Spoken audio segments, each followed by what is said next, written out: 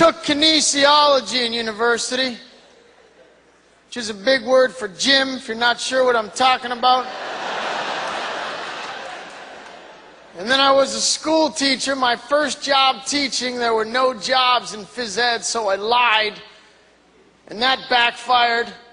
They made me teach grade 12 history. Yeah.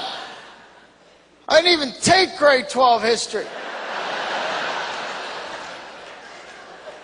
I had to go home every night and read the chapters myself first to learn what I was going to teach every day. It was horrible. I'd assign the homework every day like this. All right, kids, tonight for homework, I'd like you to read chapters 1 to 3, okay? And then stop reading. All right? Don't go reading ahead, coming in asking questions tomorrow on stuff I haven't learned yet. Because that's what they do. Smart kids always had a question. Every day, this kid Duncan, sir, what happened to the Mayan civilization? What chapter are you on, Duncan? 15. What are you, a loser? You read the whole book already? We can't say that, so I had to lie. Teachers don't admit when we don't know the answer. We just throw everything back on the kids. Oh, is that right, Duncan? So you think I'm just going to spoon feed you the answers, do you? No, that's not how I teach, kids. So thanks to Duncan, I'd like the rest of you to go home tonight and look up what happened to whatever he's mumbling about at the back. It was horrible. I'd have Duncan come up and write the question on the board in big letters. Because I needed to see how he spelled Mayan so I could Google it later myself. It was horrible. Then you had to come in the next day and take up the homework. I still don't know what happened to the Mayan civilization. Kids have their hand up to answer. I'm like, put your hand down, Dave. You got a 30 average. I'm not gambling on your answer. Can't ask the dumb kids. I don't know if they're right or wrong. So I would take up the homework the same way every day. I'd ask the smartest kid, Lorraine, could you please tell us what happened to the Mayan civilization?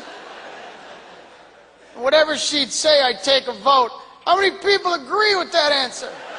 Lots. Good. Because that's what happened. Good work, kids. You're learning.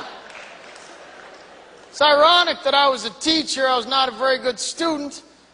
Grade 6 was my worst year. I couldn't read very well.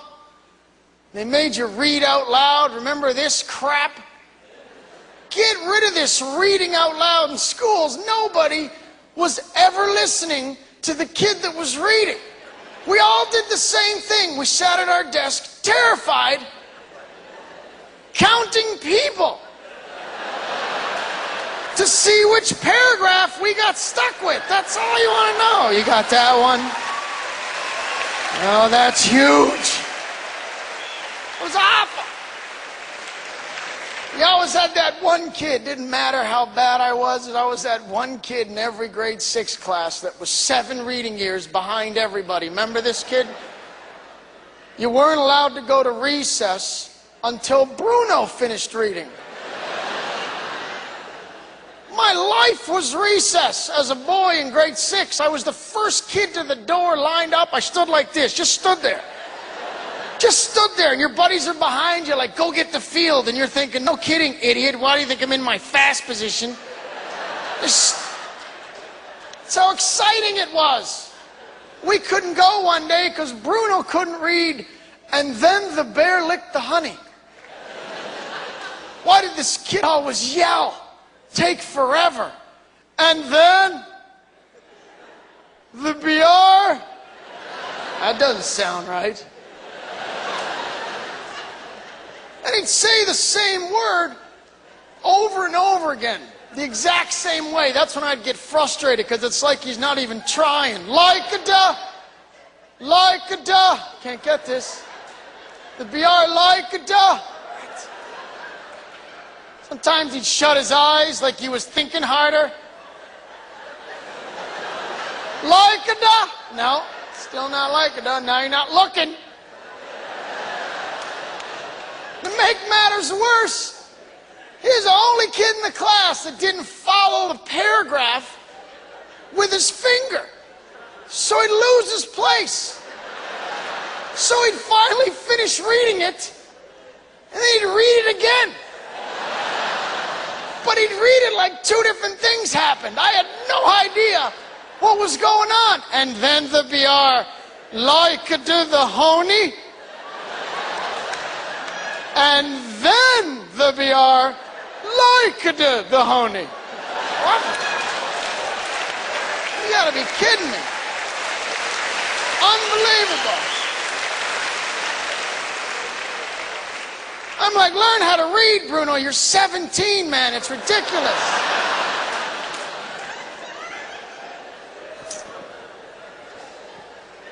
I got married last year. I loved it. The only thing I didn't like was the wedding. Like the ceremony part. It's my wife and I got... Here's my advice if you're going to get married.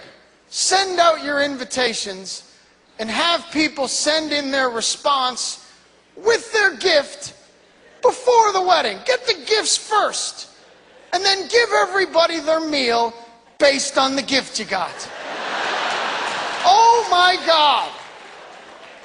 Some of we got a plate from a couple. What are we supposed to do with one plate? Honey, hurry up and eat and wash it. I'm starving. I wish I'd known that ahead of time. I would have served them a bun. That would have been their meal. On the plate. There you go. Have a nice meal. Thanks for coming. One couple gave us $45. I am not making that up. I don't mind the amount, but how do you come up with that denomination? What are you, sitting at home before the wedding? How much should we give? $40? That's not enough. $50? What, are we made of money all of a sudden? Or did they give us $50 and on the way to the wedding go, oh, we got to get a card. Oh, get a card. Thank you, Montreal.